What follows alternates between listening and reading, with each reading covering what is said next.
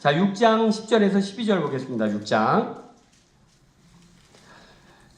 자, 큰 소리로 한번 읽어볼까요? 사람들은 그대로 하였다. 시작. 사람들은 그대로 하였다. 그들은 어미소 두 마리를 끌어다가 수레에 놓고 새끼들은 그에게 가두었다. 수레에는 주님의 길을 싣고 금으로 만든 쥐와 조기 모양의 물건들을 항상 찾아다 줬다.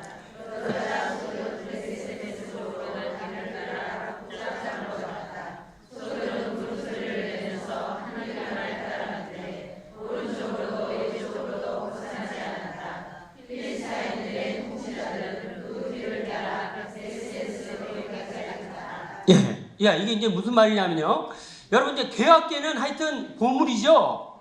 보물이야. 이스라엘에서 제일 보물로 여기는 걸 우리가 이제 뺏어왔어요. 근데 이것이 생긴 다음부터는 우리나라에서 되는 일이 없는 거예요. 자꾸만 전염병이 돌고.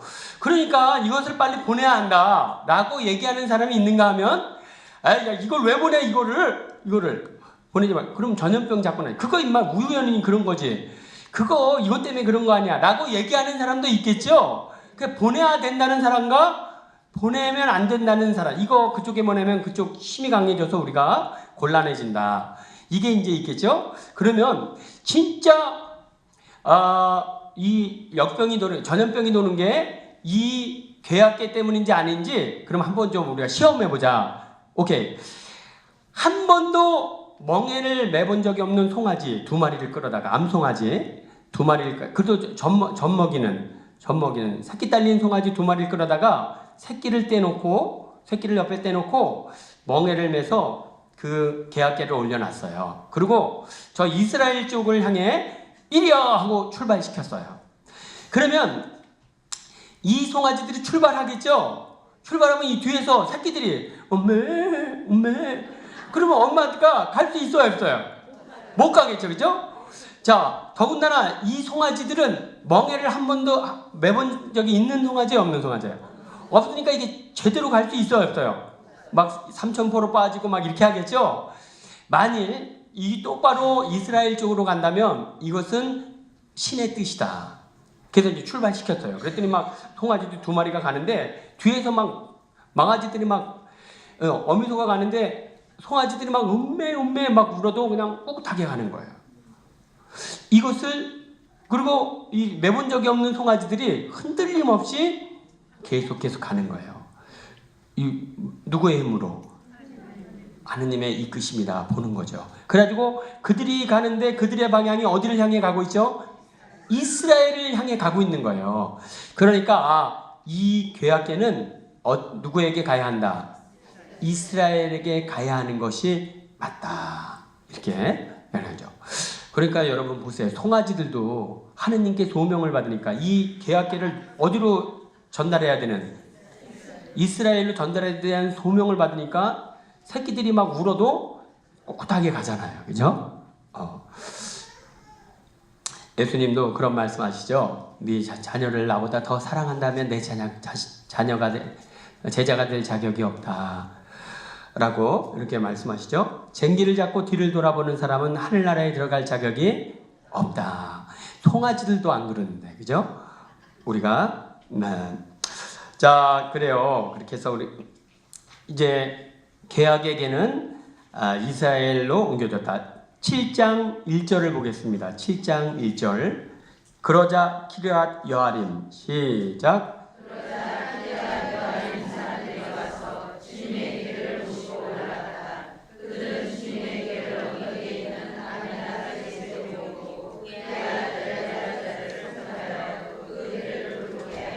예, 이제 암미나답의 집에 이렇게 모셨습니다. 자, 이렇게 됐는데 이제 백성들이 또 새로운 요구를 하기 시작했습니다. 임금을 세워 주시오. 8장 4절에서 5절을 보겠습니다. 그러자 모든 이스라엘에, 8장 4절에서 5절 시작.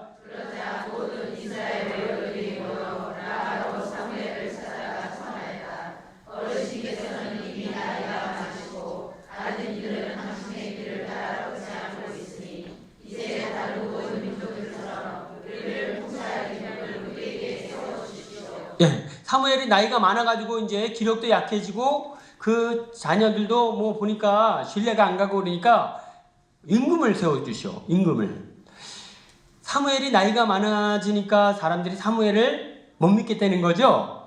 그러면 여지껏 이스라엘 사람들은 사무엘을 믿은 것인가 하느님을 믿은 것인가? 누구를 믿었죠? 하느님을 믿었다면 사무엘이 나이가 많고 적건 문제가 되지 않겠죠? 그 지금 그러니까 사무엘이 많이 남았다고 불안하다고 하는 것은 이스라엘이 누구를 믿었고 왔다?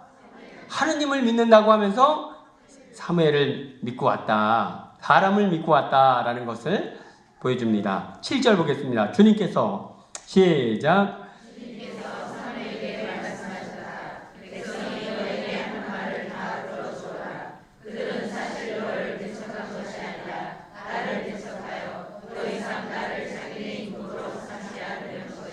예, 결국 지금까지는 모든 것을 다 하느님께 맡기고 문제가 생기면 하느님께서 사람 하나를 일으키셔서 문제를 해결해 주시고 해결되면 또 평상시 돌아오고 이렇게 판관 시대였습니다.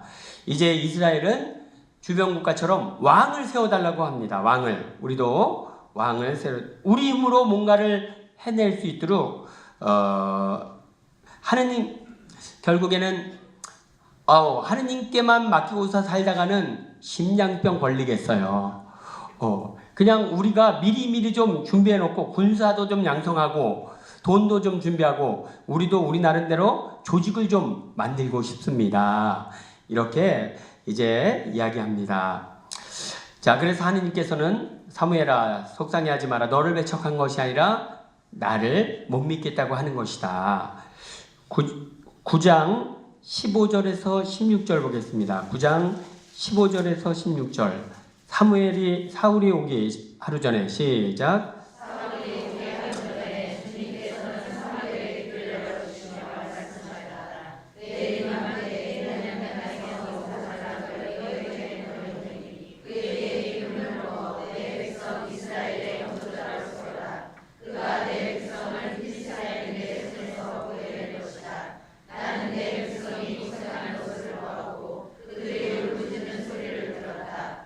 자, 이스라엘에 또 누가 침입해 들어왔습니다. 그래서 이제 이 문제를 해결해야 되는데 예전 같으면 누구를 세워서 판관을 세워서 해결했는데 이제는 백성들이 누구를 세워달라고 하니까 왕을 세워달라고 하니까 내가 왕을 세워주겠다.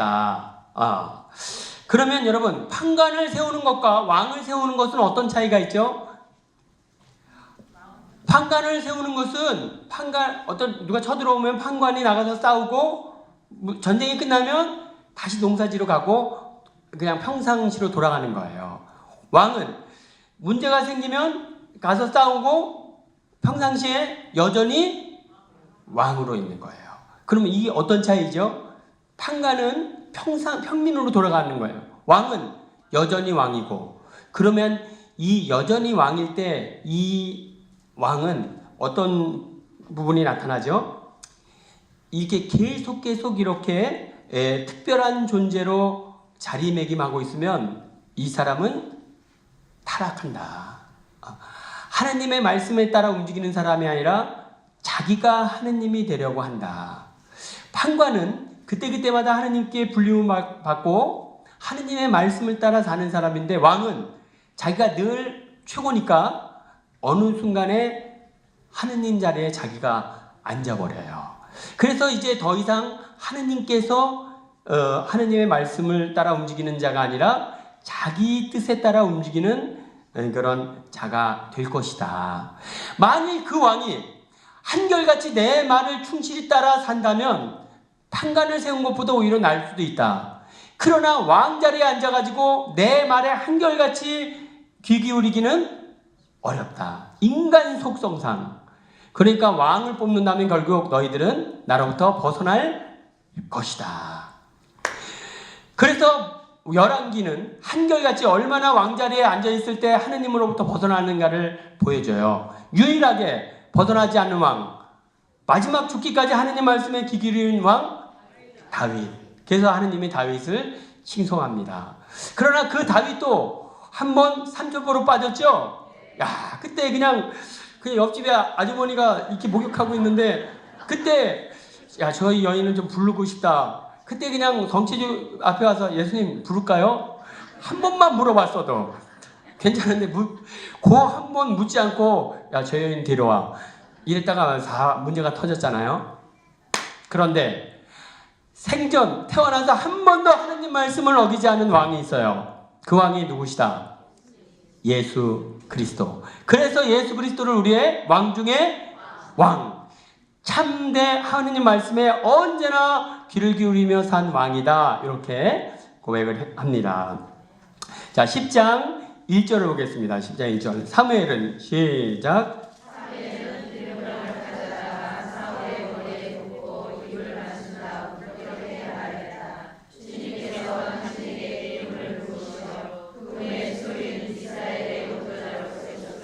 네, 이렇게 해서 이제 사울을 하느님의 왕으로 세웠습니다. 하느님 말씀에 한결같이 충실하기 바라오. 9절부터 10절 보겠습니다. 사울이 몸을 돌려 시작. 사울이 몸을 돌려 사무엘을 떠나가는데 하나님께서 사울의 마음을 바꿔 주셨고 바로 그날 이런 표적들이 모두 일어났다. 사울이 종과 함께 또 기브라에 이르렀을 때 예언자의 무리가 오고 있었다. 그러자 하나님의 영이 사울에게 들려서 그도 그들 가운데서 황룡에게 맞서 일어났다. 예, 이렇게 해서 왕으로 기울음 부음 받은 사울에게 하나님께서는 성령을 부어 주셔서 황홀경에 빠지고 예언을 하게 했다. 영적 능력을 주셨습니다. 자, 이렇게 해서 하나님께서 불리움 받은 사울에게 영적 능력을 주십니다. 자, 20절 21절 보겠습니다. 사무엘이 시작.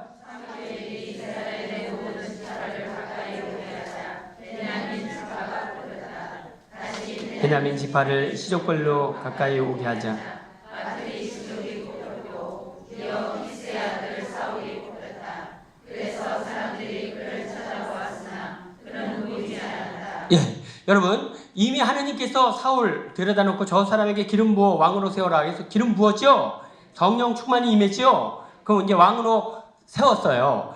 그런데 나중에 사람들을 다 모아놓고 제비를 뽑는 거예요. 자, 어느 지파 쭉 했더니 나중에 누가 뽑혔다? 키스의 아들 사울이 뽑혔다. 그러니까 이 제비 뽑기는 어떤 의미가 있죠?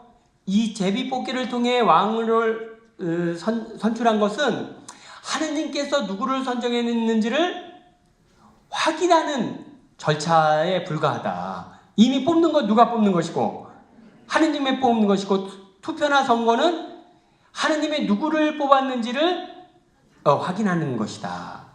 자, 큰 소리로 선정은 하느님이 하시고 투표는 확인하는 절차입니다. 그러니까 여러분 선거를 할 때는 기도를 많이 하셔야 돼요. 하느님께서 선택한 그 사람이 뽑힐 수 있도록. 그죠? 기도가 약하면 인간적인 사심이 들어가면 하느님 뜻과 어긋나는 사람이 뽑히게 되고 그러면 이제 문제가 되는 것입니다. 자, 10장 22절을 보겠습니다. 그들이 다시 주님께 시작. 그들이 다시 주님께 그 사람이 여기 와 있습니까? 하고 여쭤보자 주님께서 말씀하셨다. 그러나 저기 신장 사이에 숨어 있다. 예, 그냥 사울이 처음에 이제 기름 부음 받을 때 당신은 하느님께서 왕으로 선택하셨습니다. 야, 이게 무슨 꿈이야, 생시야, 이게 무슨 갑자기, 에이, 그럴 리가 있겠나, 우리가 그럴 리가 있겠나.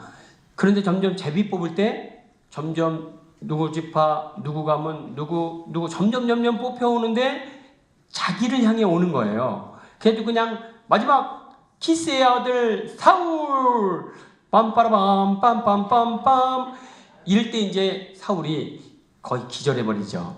왜 기절하죠? 이 선택은 사람들이 제비로 뽑은 게 아니라 누구의 선택이라? 하느님의 선택이라. 너무 왜 하느님이 나에게 이런 일을, 그죠? 여러분들 마찬가지잖아요. 그냥 자매님 구역장 봉사 좀 해주세요. 이렇게 하면 제가 잘할 수 있을까요? 근데 교황청에서 교황님이 친히 자매님 구역장 봉사 좀 해주세요 이러면 이게 무슨 일이야 이게 무슨 일이야. 당황스럽겠죠? 예, 진짜 하느님이 뽑으신다는 것을 확신하니까 더 이런 걸 경외감이라고 이렇게 이야기하죠. 그죠? 자, 26절 보겠습니다. 사울도 시작.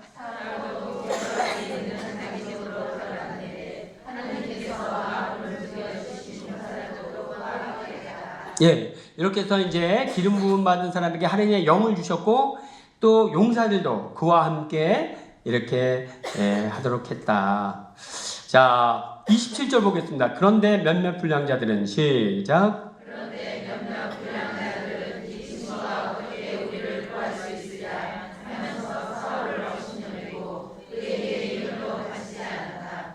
그러나 사울은 아무 말도 하지 않았다. 예, 이렇게 어떤 사람이 딱 리더로 나서면 찬성하는, 협력하는 자가 있는가 하면 반대하는 사람이 있습니다. 자, 그러므로 우리가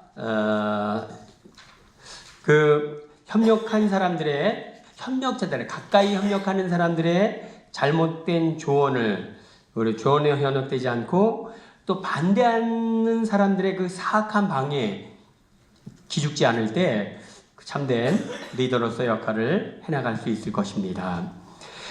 자, 그러면 11장. 자, 그러던 중에 이제 사울이 왕이 됐고 드디어 전쟁이 벌어졌습니다.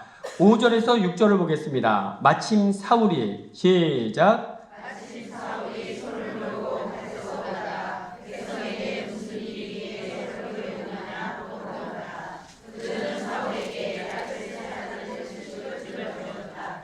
이 소식을 듣는 순간 하느님의 영이 사울에게 들어갔으니 그의 분노가 구석에 타올랐다. 예, 그래서 이제 외적이 쳐들어왔다는 말에 사울이 분노하고 이제 사람을 모읍니다. 11절. 이튿날 사울은 시작. 이튿날 사울은 군사들을 새벽으로 나누어 이른 새벽에 백성의 진영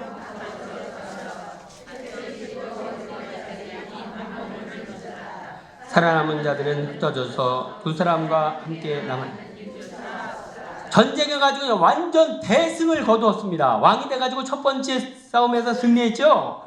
자, 이래가지고 12절 보겠습니다. 백성이 사무엘에게 시작. 백성이 사무엘에게 말하였다. 사울 따위가 우리 주를 이길 수 있겠느냐? 다른 자들이 누구인가? 그러한 자를 죽여버리겠으니 우리에게 내주시오. 예, 그래가지고 그냥 대승을 거두고 나서 야, 우리 사울이 임금되는데 반대하는 놈 누구야? 어딨어? 다 막 찾아나게 사울을 반대했던 놈들 다 나오라 그래.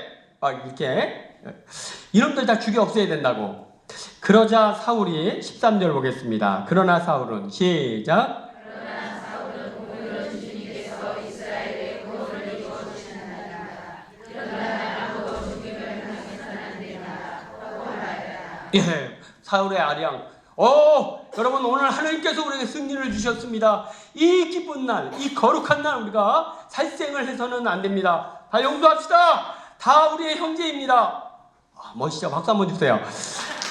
너무 막 박수가 너무너무나 할렐루야입니다. 자, 14절 15절 보겠습니다. 사무엘이 백성에게 시작.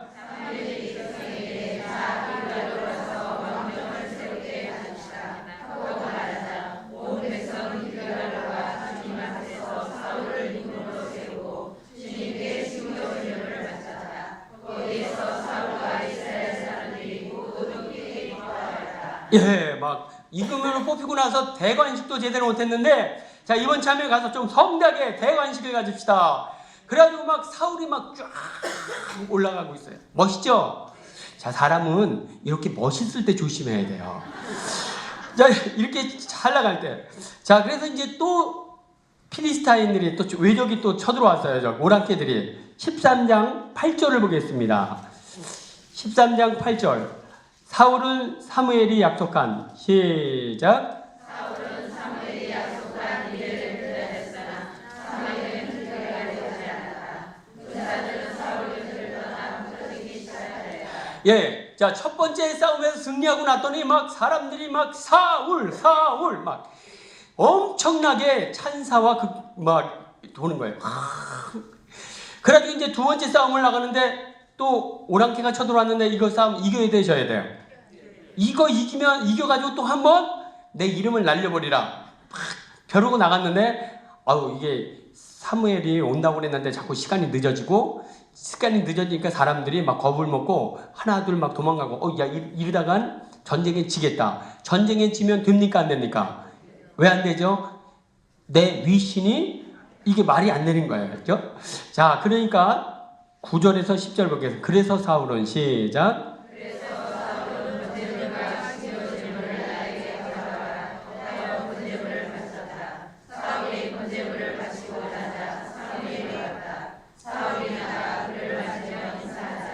예. 자, 그래 사울이 나가 그를 맞아 인사하였다. 여러분, 사울이 제사를 지내면 됩니까 안 됩니까? 안 되죠? 아니 아무리 좀 급해도 본당 신부가 올 때까지 기다려야지. 저 구역분과장님이 여기 미사를 집전하면 됩니까 안 됩니까? 안 되잖아요, 그죠? 그런데 사울이 막 급한 마음에 미사를 집전한 거예요. 왜 집전했죠? 이게 빨리 미사일 집전해서 사람들 모으고 그 힘으로 나가서 뭐 해야 되니까? 승리해야 되니까. 이렇게 승리해야 된다는 생각에 딱 꽂혀버리면 아무것도 막 안 보이는 거예요. 그리고 이 승리는 왜 꼭 해야 되죠? 내가 사는, 나의 명예가 달려있는. 하느님 영광이 아니라 내 영광에 달려있으니까 이제 하느님 뜻도 무시하고 막 가는 거예요. 사람이 이렇게 자기 영광에 이렇게 빠져버리면 하느님 말씀도 무시하게 됩니다. 이래서 사울은 첫 번째 눈밖에 납니다. 자, 두 번째 이제 또 아말렉 쪽이 쳐들어왔는데 15장 2절에서 3절을 보겠습니다. 15장 2절에서 3절. 만군의 주님께서 이렇게 시작.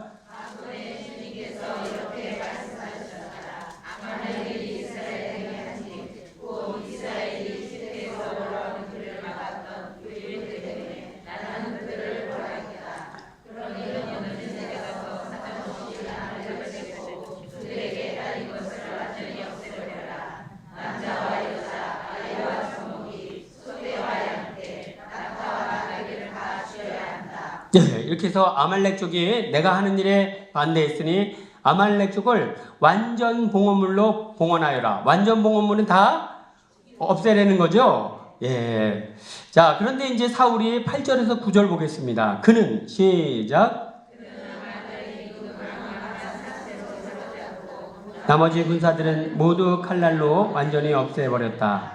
그런데 사울과 그의 군사들은 아간뿐 아니라 양과 소와 기름진 짐승들 가운데에서 가장 좋은 것들과 새끼 양들 그 밖에 좋은 것들은 모두 아깝게 여겨 완전히 없애버리지 않고 쓸모없고 값없는 것들만 없애버렸다.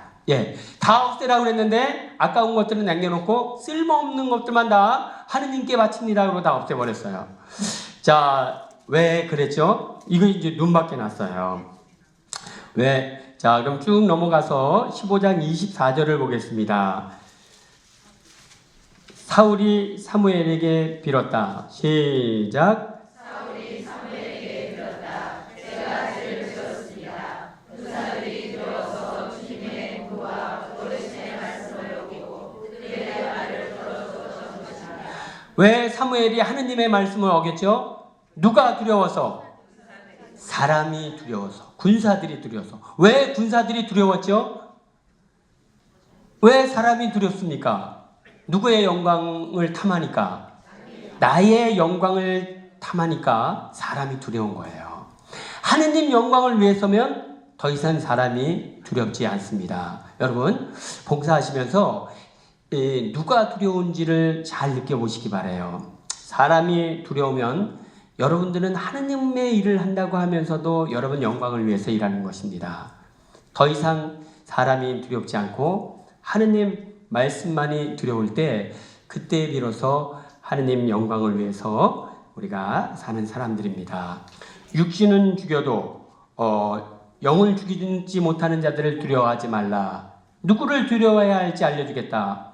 육신뿐 아니라 영혼까지도 지옥에 멸망시킬 수 있는 하느님, 그분을 두려워하여라. 세상을 두려워하지 맙시다. 사람을 두려워하지 맙시다.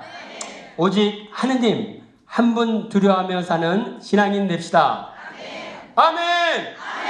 네, 자, 그러면 오늘 이 말씀을 마음에 새기고 우리 성서 통독으로 또 우리의 말씀을 마음에 새깁시다.